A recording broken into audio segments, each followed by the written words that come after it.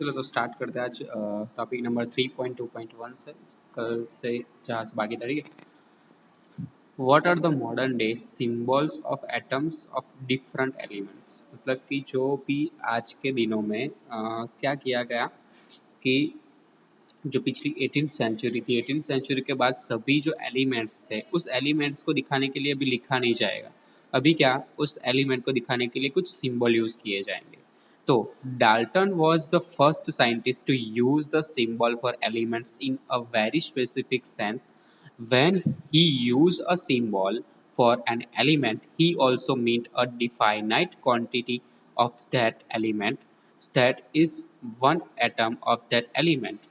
देखो यहाँ पे पहला साइंटिस्ट कौन था इस एलिमेंट्स को एज अ सिंबल रिप्रेजेंट करने के लिए, तो वो था डाल्टन। ठीक है, डाल्टन ने क्या किया कि अब चलो हाइड्रोजन है तो हाइड्रोजन के लिए अलग सिंबल, कार्बन के लिए, ऑक्सीजन, आयन, सल्फर, फास्फोरस, इन सभी के लिए क्या बना देते हैं, अलग अलग अलग सिंबल बना देते हैं। ओके, तो उन्होंने डाल्टन ने क्या किया, एक पर्टिकुलर सिंबल बना दिए सबके लिए, क्योंकि हर जगह पे ऐसा हाइड्रोजन लिखने नहीं जाना पड़ेगा। क्या हाइड्रोजन दिखाना हो मतलब कि उसका सिंबल बना दो, फॉस्फोरस दिखाना हो तो उसका सिंबल, कॉपर दिखाना हो, गोल्ड दिखाना हो तो उसका पर्टिकुलर सिंबल दिखा दो। ओके, तो पता चल जाएगा वहां पे कि इसका मतलब क्या होता है, गोल्ड होता है, इसका मतलब कॉपर होता है।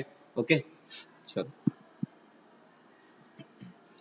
अब Berzelius suggested that the symbol of element be made from one or two letters of the name of the element. अब बर्जिलियस ने क्या किया, बर्जिलियस ने सजेस्ट किया, देखो ये सारा चीज़ तो डाल्टन ने बनाया था कि हाइड्रोजन के लिए ऐसा वाला सिंबल कर दो, कार्बन के लिए ये वाला सिंबल, ऑक्सीजन के लिए phosphorus, sulphur, ion, copper, lead, silver, gold, Platina और मर्क्यूरी के लिए ये सिंबल। इस तरह से सिंबल की लिस्ट बना दी किसने, डाल्टन ने। लेकिन दूसरा एक साइंटिस्ट था जिसका नाम था बर्जिलियस, उसने क्या सजेस्ट किया कि आप इसको मतलब इस तरह से सिंबल की तरह दिखाने की वजह से हम क्या करेंगे, उसको एक छोटे से फॉर्म में दिखा देंगे। मतलब कि हाइड्रोजन है तो उसको H से डिनोट कर देंगे, कार्बन को C से डिनोट कर देंगे। तो यहाँ पे लिखा ना कि Berzelius suggested that the symbol of elements be made from one और टू लेटर्स, एक या दो letters of the name of the element. Element का जो नाम है उसमें से एक या दो लेटर निकाल के उन्होंने क्या बना दिया, एक सिंबल बना दिया है। तो हाइड्रोजन को दिखाने के लिए हम आज क्या दिखाते हैं, एच। कार्बन को दिखाने के लिए सी, पहला वर्ड ले लिया ना। ऑक्सीजन को दिखाने के लिए पहला वर्ड ओ ले लिया। आयन को दिखाने के लिए एफ ई। ठीक है, देखो आयन को डिनोट करना हो तो F E, capital F small E, ऐसा लिखते हैं हम। ठीक है, क्योंकि कुछ चीज़ों का क्या होता है कि वो नेचर में कहाँ से सबसे पहली टाइम मिले थे। ठीक है, आयन सबसे पहली टाइम कहाँ से मिला था, तो वो जगह के नाम पर से किसी किसी का नाम बनाया गया है। ठीक है, फिर सल्फर है, फॉस्फोरस है, कॉपर है। कॉपर को हम ये जो देखो कॉपर के लिए और कार्बन के लिए फिर मिस्टेक हो जाती ना कि सी लिखते हैं तो कार्बन। ठीक है, तो कॉपर के लिए क्या लिखेंगे, तो वो सारा एक पीरियडिक टेबल में आपको दिखाऊंगा, तो उसमें सारा सब कुछ लिखा है। ठीक है, अब लेड, सिल्वर है तो एजी दिखाएंगे, गोल्ड है, प्लेटिना है, मर्क्यूरी है। ठीक है, तो इन सभी के लिए क्या बनाया गया, पर्टिकुलर सिंबल्स बनाए गए हैं। सिंबल्स पर कैसे निकाले गए, उनके नाम पर से सिंबल निकाले गए हैं, वो हम आगे देखेंगे। In the beginning, the names of elements were derived from the name of the place where they were found for the first time. For example, the name copper was taken from Cyprus. Some names were taken from specific colors. For example, gold was taken from the English word meaning yellow. Nowadays, IUPAC, International Union of Pure and Applied Chemistry, is an international scientific organization which approves names of elements, symbols and units. देखो IUPAC करके एक क्या है, organisation है। ठीक है, तो वो ऑर्गेनाइजेशन इंटरनेशनल ऑर्गेनाइजेशन है। वो क्या करती है कि पूरे वर्ल्ड में कहीं से भी अगर कोई एलिमेंट नया मिल के आ जाता है तो उस नया एलिमेंट का नाम क्या रखना है, ठीक है, उसका यूनिट क्या होगा, उसका सिंबल क्या होगा, वो सभी चीज़ों का अप्रूवमेंट कौन देता है? IUPAC वाली ऑर्गेनाइजेशन देती है. Okay. And many of the symbols are the first one or two letter of the element's name in English. And the first letter of a symbol is always written as a capital letter, uppercase, and the second letter as a small letter, lowercase. देखो यहाँ पे आप hydrogen को capital H से दिखा सकते हो. For example यहाँ पे दिया है एल्यूमिनियम को AL, तो A कैपिटल रहेगा हमेशा, पहला वर्ड कैपिटल ही रहेगा और दूसरा जो वर्ड है वो स्मॉल लेटर में रहेगा. And not A capital L capital. ठीक है, आप एल्यूमिनियम को दिखाने के लिए कैपिटल A कैपिटल L का यूज नहीं कर सकते, सिर्फ कैपिटल A और स्मॉल l का यूज कर सकते हो एल्यूमिनियम को दिखाने के लिए. कोबाल्ट को दिखाना है तो CO, ठीक है, capital C small O and not capital C capital O. तो आप कोबाल्ट को कैपिटल C कैपिटल O की तरह नहीं दिखा सकते.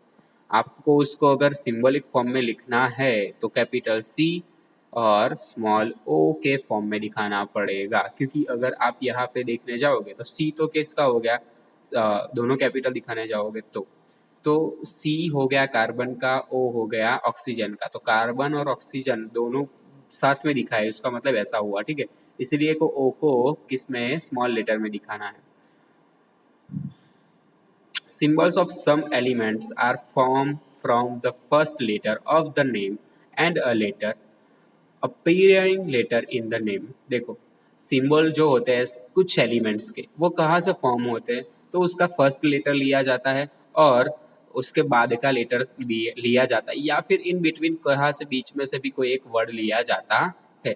जैसे कि एग्जांपल के तौर पे पहले दिया है क्लोरीन, तो क्लोरीन को दिखाने के लिए क्या लिया, कैपिटल C और बीच में यहाँ पे H के बाद देखो L आ रहा है क्लोरीन के स्पेलिंग में, तो Cl. ठीक है, L स्मॉल लेटर में दिखा दिया. तो क्लोरीन को इस तरह से दिखाया जाता है. जिंक जो है उसमें Z को कैपिटल दिखाया गया और बीच में से एक N लिया गया.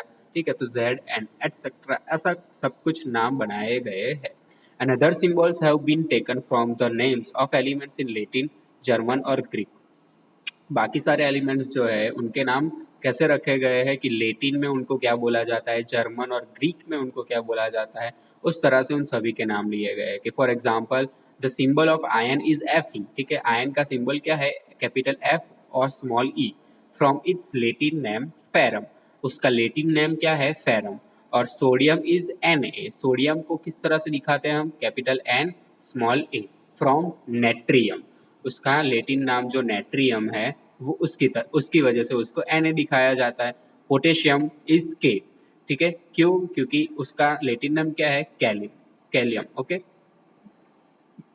Therefore each element has a name and a unique chemical symbol. तो जितने भी एलिमेंट्स है 118 टोटल एलिमेंट्स है, तो 118 एलिमेंट्स का हर एक का यूनिक सिंबल रहता है. ओके, तभी तो आप पहचान पाओगे. हर एक का अलग अलग नाम होगा, हर एक का अलग अलग सिंबल होगा, तभी तो आप पहचान पाओगे कि इसको हम क्या नाम से बुलाएंगे.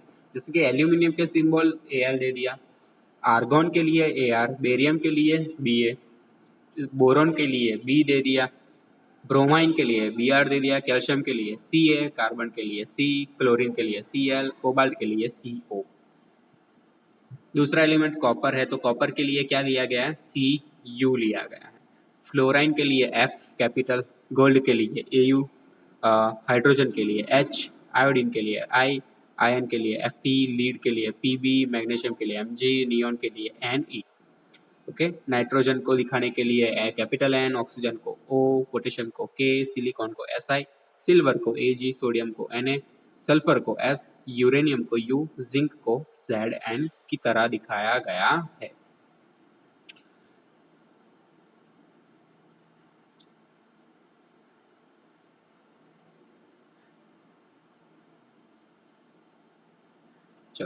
The above table is given for you to refer to whenever you study about element. Do not bother to memorize all in one go. With the passage of time and repeated usage, you will automatically be able to reproduce the symbols. देखो यहाँ पे symbols याद करने के लिए क्या करना है, वो भी मैं आपको एक पूरा पीरियोडिक टेबल लर्न करवा दूंगा, जो जिसमें पूरे 118 एलिमेंट्स है ना, वो पूरे 118 एलिमेंट्स किस तरह से आप याद रखोगे वो मैं आपको दिखा दूंगा। ओके, चलो अब देखते हैं 3.2.2 atomic mass. The most remarkable concept that Dalton's atomic theory proposed was that of the atomic mass, and according to him each element had a characteristic atomic mass, and the theory could explain the law of constant proportion so well that scientists were promoted to measure the atomic mass of an atom। देखो अब क्या किया गया कि Dalton ने अभी atomic theory propose की, मतलब कि हम जो भी एलिमेंट लेते हैं, ठीक है, उस एलिमेंट का एटॉमिक मास कितना होगा, उसका एक एटम का मास, जैसे कि नाइट्रोजन ले लिया,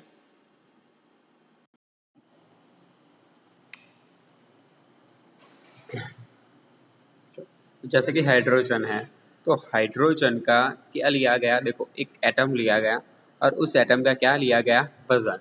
तो उस एक एटम के वजन को क्या बोल दिया, उस एटम का मास बोल दिया, एटॉमिक मास बोल दिया। ओके, तो द मोस्ट रिमार्केबल कॉन्सेप्ट, एक बहुत बढ़िया सा कॉन्सेप्ट दिया था डाल्टन ने, जिसका नाम था atomic theory propose was that of the atomic मास। ठीक है, एक एटॉमिक थियरी उन्होंने डाल्टन ने दिया गया था, किसके लिए, तो एटॉमिक मास के लिए। तो अकॉर्डिंग टू हिम, उसके हिसाब से, डाल्टन के हिसाब से, each element had a characteristics atomic mass and the theory could explain the law of constant property proportions so well that scientists were promoted to measure the atomic mass of an atom.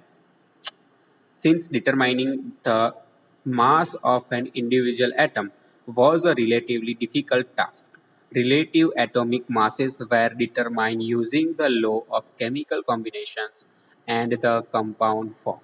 देखो यहाँ पे क्या दिया गया है कि since determining the mass किसका, of an individual atom का, was a relatively difficult task, वो बहुत डिफिकल्ट टास्क था। आप सोचो, अगर हम पर्टिकुलर एटम को देख नहीं सकते, ठीक है, तो उसका वजन तो कैसे कर पाएंगे। इसलिए डाल्टन ने क्या बोला कि ये बहुत डिफिकल्ट टास्क था कि जिस चीज को हम देख ही नहीं सकते उसका हम वजन कैसे करेंगे। ठीक है, तो relative atomic masses were determined using the law of chemical combinations and the compounds form. तो उन्होंने क्या किया कि लॉ ऑफ केमिकल कॉम्बिनेशन के जो नियम थे उस नियमों का यूज किया, किस लिए, एटॉमिक मास फाइंड करने के लिए। And let us take the example of a compound carbon monoxide. ठीक है, एक एग्जांपल लिया carbon monoxide CO, form by carbon and oxygen.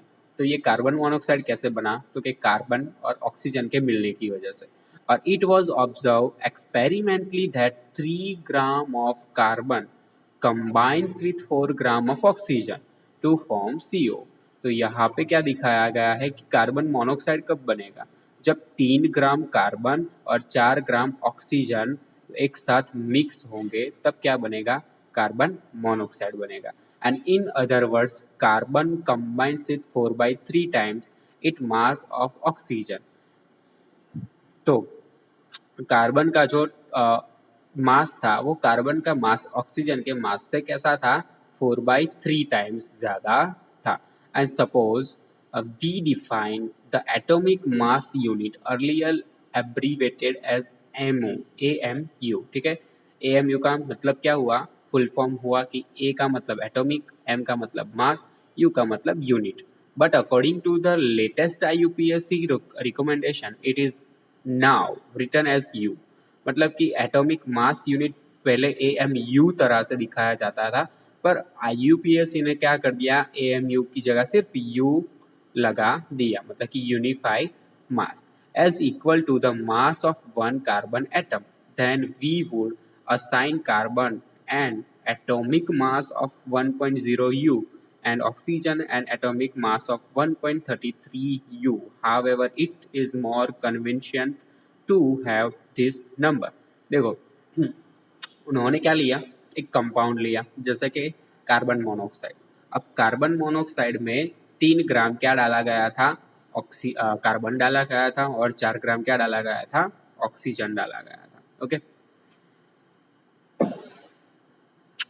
मतलब यहाँ पर 4:3 इतना रेशियो यहाँ पर बन रहा था। ठीक है, तो यहाँ पे उन्होंने क्या किया कि कार्बन का एटॉमिक मास कितना निकाला 1 U, और ऑक्सीजन का एटॉमिक मास कितना निकाला 1.33 U. However, it is more convenient to have this number as whole numbers or as near to a whole number as possible. अब फिर उन्होंने क्या किया कि ये कार्बन है और ये ऑक्सीजन के जो वजन आए हैं 1.0 U और 1.33 U, तो इसको हम 1.33 की जगह नियर अबाउट होल नंबर ला दें। होल नंबर मतलब कि 1 2 3 4 5 6 विदाउट पॉइंट। ठीक है, पॉइंट के बिना का नंबर जो होता है उसको हम होल नंबर बोलते हैं, तो होल नंबर उनको दिखाने थे। ठीक है, तो while searching for various atomic mass units, scientists initially took 1/16 of the mass of an atom of naturally occurring oxygen as the unit, and this was considered relevant due to two reasons. देखो, अब उन्होंने क्या किया कि अलग अलग research किया। क्यों?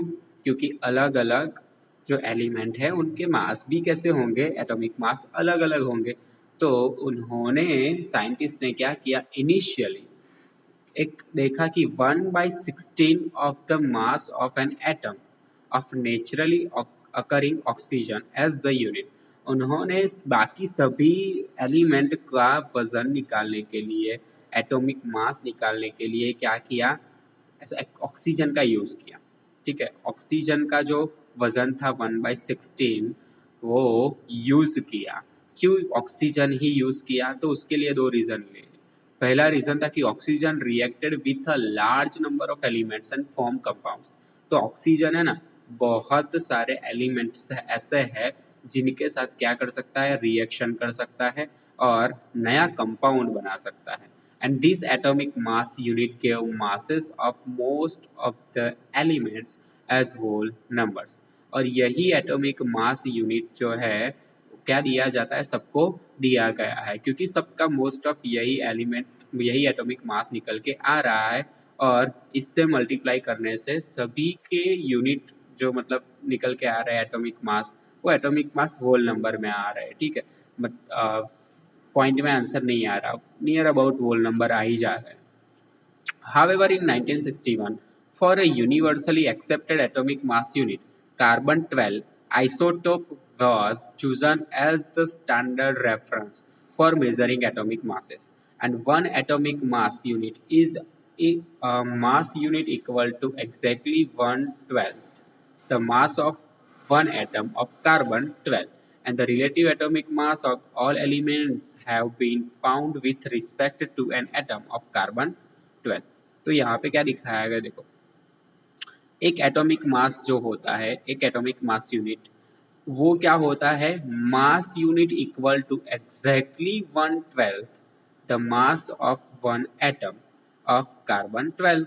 मतलब कि देखो, अगर 12 कार्बन है आपके पास, ओके, 12 कार्बन के एटम है आपके पास, तो वहां पर वो वजन क्या हो रहा है, समझो कि 12 हो रहा है, 12 यूनिट हो रहा है। ओके, तो एक एटम का क्या निकल के आ जाएगा, 1/12।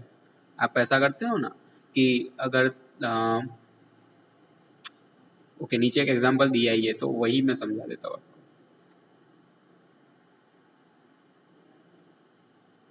Imagine a fruit seller selling fruit without any standard weight with him, or he takes a watermelon and says this has mass equal to 12 units, 12 watermelon units of 12 fruits mass units। देखो यहाँ पर क्या बोला गया है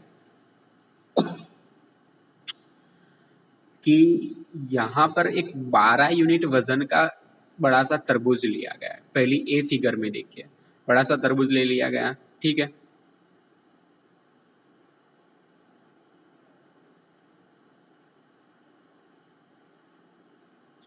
फिर उस तरबूज को 12 टुकड़ों में अलग अलग अलग काटा गया, पर 12 टुकड़े जो तरबूज के किए वो कैसे किए, इक्वल पार्ट में किए। ठीक है, मतलब कि जो समझो कि 1200 ग्राम में ले लेता हूँ, ठीक है। तो 1 किलो 200 ग्राम जितना तरबूज का वजन है। अब आप इस तरबूज को 12 हिस्सों में इस तरह से काटना है कि हर एक पीस का वजन, मतलब कि ये जो पीस दिख रहा है ना लास्ट वाला, ये हर एक पीस का वजन कितना निकले आपका 100 ग्राम निकले। ओके, तो ऐसे 12 पीस बनाने हैं कि हर एक जो टुकड़ा है वो कितने ग्राम का हो, 100 ग्राम का। तो 12 टुकड़े का वजन कितना होगा, 1200 ग्राम। 1200 ग्राम मतलब कि कितना हो गया, 1 केजी 200 ग्राम का ये तरबूज हो गया। ठीक है, वैसा एक एग्जाम्पल दिया गया है यहाँ पर कि he takes a watermelon and says, उन्होंने एक वाटरमेलन लिया और this has a mass equal to 12 units, और उस तरबूज का वजन कितना था, 12 यूनिट, और 12 वाटरमेलन यूनिट्स और 12 फ्रूट्स मास यूनिट, ऐसा भी बोल सकते हैं। ठीक है, चलो। He makes 12 equal piece of the watermelon and find the mass of each fruit he is selling relative to the mass of one piece of the watermelon. तो देखो, जहाँ पर वो फ्रूट वाला था, वो फ्रूट वाले ने क्या किया कि उसने सबसे पहले ये तरबूज था, तरबूज के 12 इक्वल पार्ट कर दिए। अब एक पार्ट लेगा, मैंने जैसा आपको बताया कि 100 ग्राम का एक तरबूज का जो पार्ट है, वो तरबूज का पार्ट 100 ग्राम का है, ये सी फिगर में जो दिख रहा है। अगर कोई उसके पास दूसरा फ्रूट लेने आता है, जैसे कि 200 ग्राम, क्या उसको क्या लेना है, 100 ग्राम एप्पल लेने हैं, ठीक है। तो 100 ग्राम एप्पल लेने, तो क्या करेगा कि एक तरफ उसको पता है कि मेरे पास 12 टुकड़े जो तरबूज के हैं, उसमें से मैं कोई भी एक टुकड़ा लूंगा, वो हर एक टुकड़ा 100-100 ग्राम का है। तो एक तरफ क्या रखेगा, 100 ग्राम का ये तरबूज का टुकड़ा रखेगा, एक तरफ एप्पल रखता आ जाएगा। तो एप्पल का जब वजन 100 ग्राम, मतलब कि तभी तो पता चल ही जाएगा ना उसको। उसके पास देखो वो वेट वाला नहीं था, जैसा हम सब्जी लेने जाते तो वहाँ पे होता ना उसके पास 1 केजी 500 ग्राम 250 ग्राम, वैसे उसके पास वेटेज होता है। ठीक है, मेटल का बना हुआ, पर यहाँ पे उसके पास वेटेज नहीं है। तो उन्होंने क्या किया कि यहाँ पे एक तरफ 100 ग्राम का तरबूज रख दिया और दूसरी तरफ जो भी दूसरा फ्रूट लेना है उसका वजन करते गए। ओके, तो इसी तरह से रेफरेंस के तौर पे यहाँ पे उन्होंने क्या लिया है, एक तरबूज ले लिया है। वैसे ही हमने रेफरेंस के तौर पे यहाँ पे क्या ले लिया था, कार्बन ले लिया था। ओके, चलो। He makes 12 equal pieces of the watermelon and finds the mass of each fruit he is selling. And relative to the mass of one piece of the watermelon, now he sells his fruit by relative fruit mass unit. ठीक है, यहाँ पे fruit mass unit दिया गया है, वैसे ही हमें वहाँ पर क्या दिया गया था, एटॉमिक मास यूनिट दिया गया था। And similarly, the relative atomic mass of the atom of an element is defined as the average mass of the atom as compared to 1/12 the mass of one carbon 12 atom. Okay, जिस तरह से उन्होंने तरबूज लिया था, वैसे ही हम यहाँ पे सभी को किस तरह से कंपेयर कर सकते हैं कि कार्बन के 12 एटम्स है, ठीक है। तो एक एटम का वजन कितना होगा, 1/12 जितना होगा। जैसे कि यहाँ पे एटॉमिक मास सबका दिया गया है, हाइड्रोजन का एटॉमिक मास 1, कार्बन का 12, नाइट्रोजन का 14, ऑक्सीजन का 16, सोडियम का 23, मैग्नीशियम का 24, सल्फर का 32, क्लोरीन का 35.5 और कैल्शियम का 40। ये सारे एटॉमिक मास दिए गए हैं, कुछ कुछ कुछ एलिमेंट्स के दिए गए हैं। ओके, चलो। How do atoms exist? तो atom of most elements are not able to exist independently. Atoms form molecules and ions. देखो, एटम क्या होते हैं, एटम के अंदर मॉलिक्यूल्स और आयंस होते हैं, एंड दीज मॉलिक्यूल्स और ions aggregate in large number to form the matter that we see, feel और touch। और जो ये मॉलिक्यूल्स होते हैं और आयंस होते हैं, वो एग्रीगेट मतलब कि एक दूसरे के साथ जुड़ने के लिए एग्री होते हैं।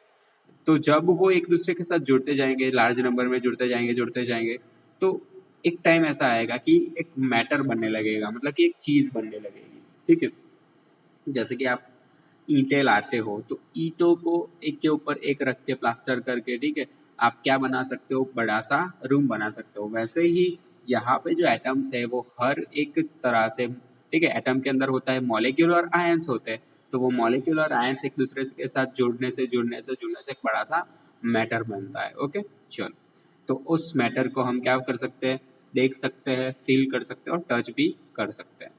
तो व्हाट इज अ मॉलिक्यूल? अब हमने देखा ना कि एटम किससे बना होता है, मॉलिक्यूल और आयंस से। तो अब मॉलिक्यूल क्या होता है? तो a molecule is in general a group of two or more atoms that are chemically bonded together and that is tightly held together by attractive forces।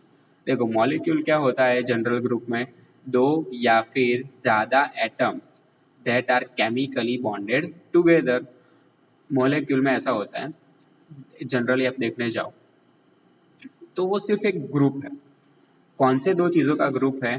तो दो या दो से ज़्यादा एटम्स जुड़ के क्या बना देते हैं? मॉलिक्यूल बना देते हैं। और वो मॉलिक्यूल केमिकली कैसे होते हैं?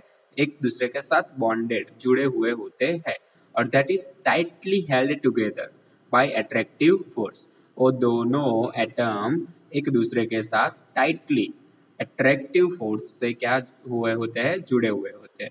And a molecule can be defined as the smallest particle of an element or a compound that is capable of an independent existence and shows all the properties of that substance। देखो, यहाँ पे आगे क्या दिया गया है कि जो मॉलिक्यूल होते हैं वो डिफाइन किए जाते हैं एज द स्मॉलेस्ट पार्टिकल, ठीक है, ऑफ एन एलिमेंट, कोई भी एलिमेंट के स्मॉलेस्ट पार्टिकल, और अ कंपाउंड, ठीक है, या फिर दूसरा कोई ले लो, compound that is capable of an independent existence and shows all the properties of the substance. An atom of the same element or of different element can join together to form molecules. देखो, अब यहाँ पे molecule को कैसे define किया गया है, तो फिर से ध्यान देना मेरे साथ कि molecule can be defined as the smallest particle, सबसे छोटा पार्टिकल, ऑफ एन एलिमेंट। कोई भी एलिमेंट ले लो, जैसे कि मैं हाइड्रोजन ले लेता हूँ, तो हाइड्रोजन का सबसे स्मॉलेस्ट पार्टिकल, या फिर और अ कंपाउंड, कंपाउंड भी बोल सकते हैं, that is capable of an independent existence and shows all the properties of that substance.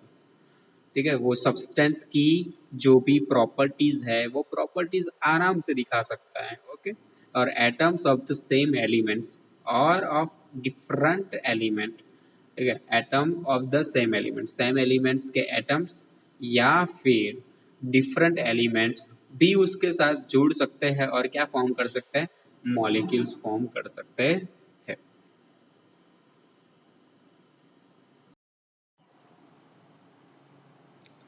देखो, अब देखते हैं मॉलिक्यूल्स ऑफ एलिमेंट्स, एलिमेंट्स के molecules. The molecules of an element are constituted by the same type of atoms. Molecules of many elements such as argon, Ar, helium, He, etc. are made up of only one atom of that element. But this is not the case with most of the non-metals।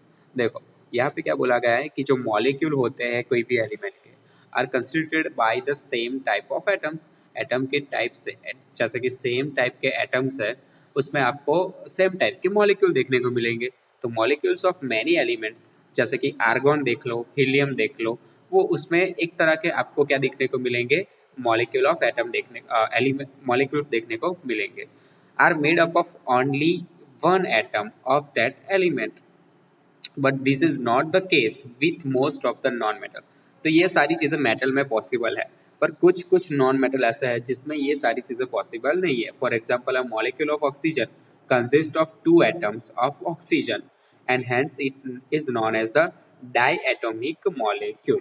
देखो, यहाँ पर समझना बात को ध्यान से कि जो आर्गन देख लिया, तो ए आर के नीचे कुछ दिख रहा है, जैसा कि मैं आपको दिखाता हूँ, रुको। देखना यहाँ पर क्या बोला गया है वो भी मैं दिखाता हूँ आपको।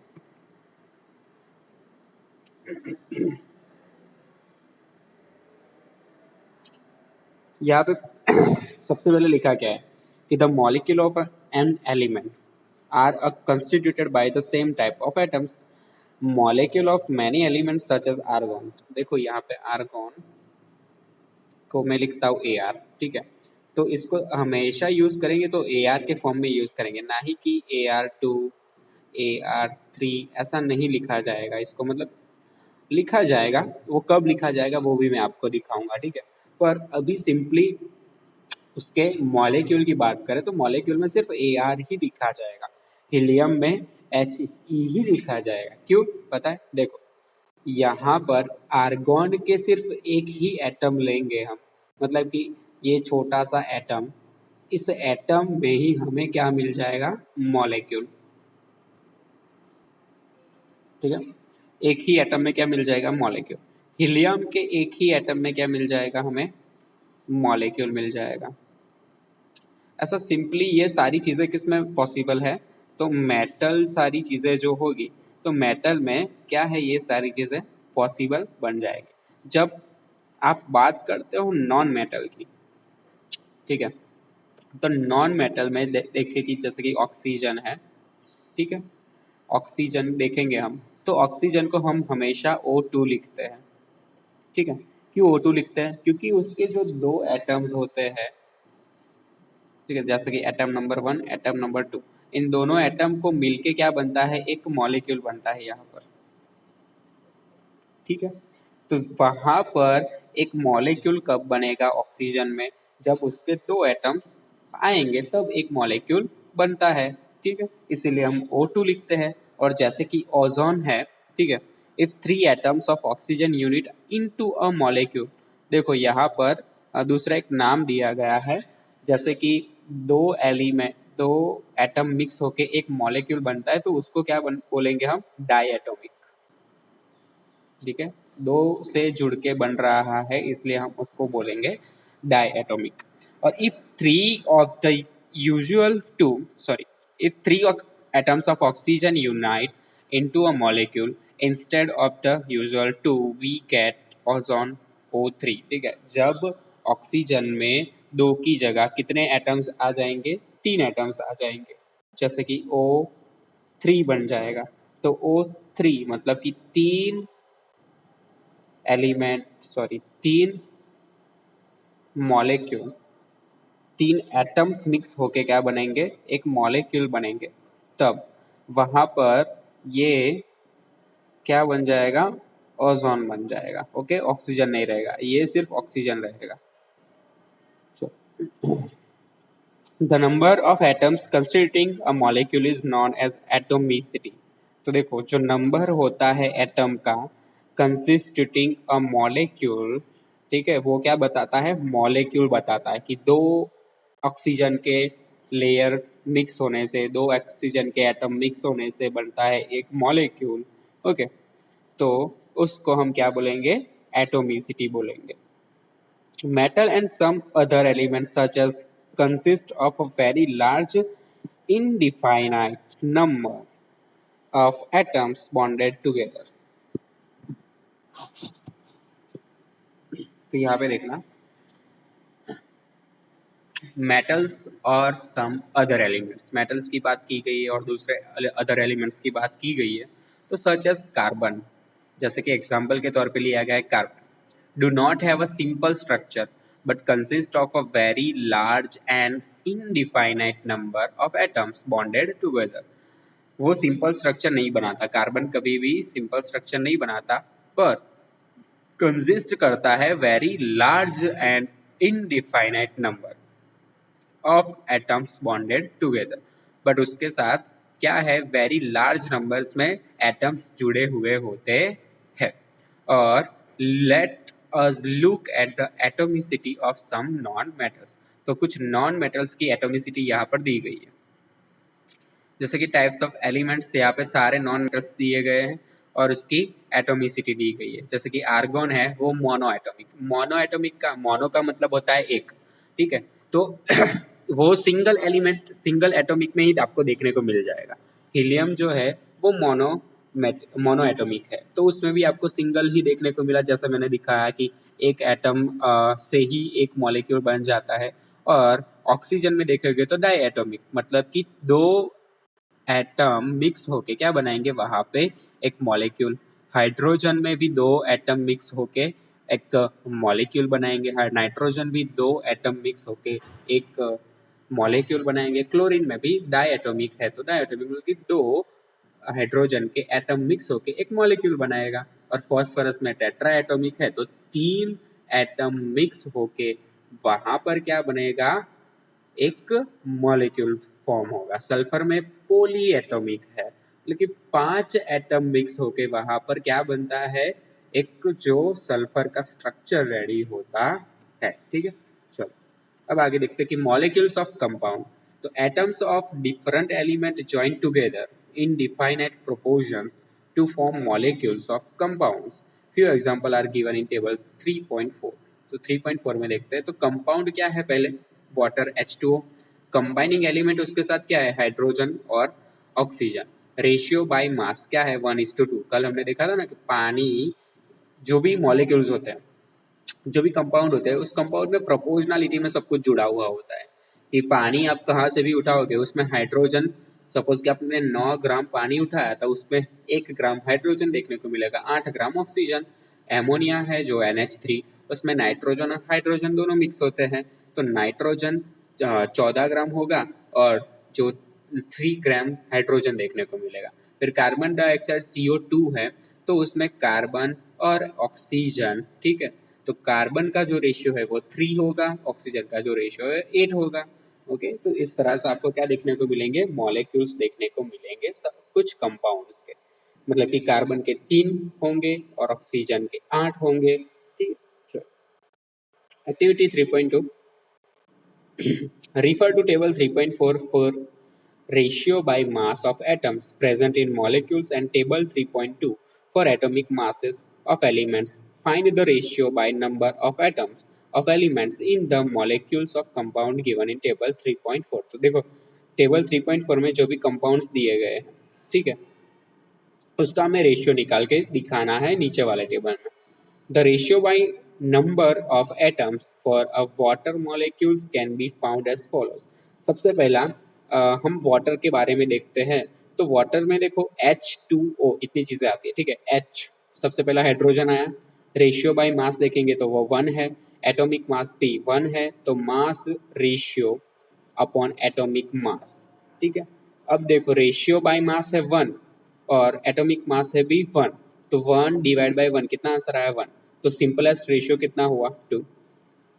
और O जो है, ठीक है, रेशियो बाय मास देखेंगे, ऑक्सीजन का कितना रेशियो होता है, 8 रेशियो होता है, तो एटॉमिक मास रेशियो कितना है ऑक्सीजन का 16, तो mass ratio upon atomic mass, तो 8/16 इज इक्वल टू 1/2, तो 1/2 हुआ तो उसका 1 लिख देंगे, ठीक है।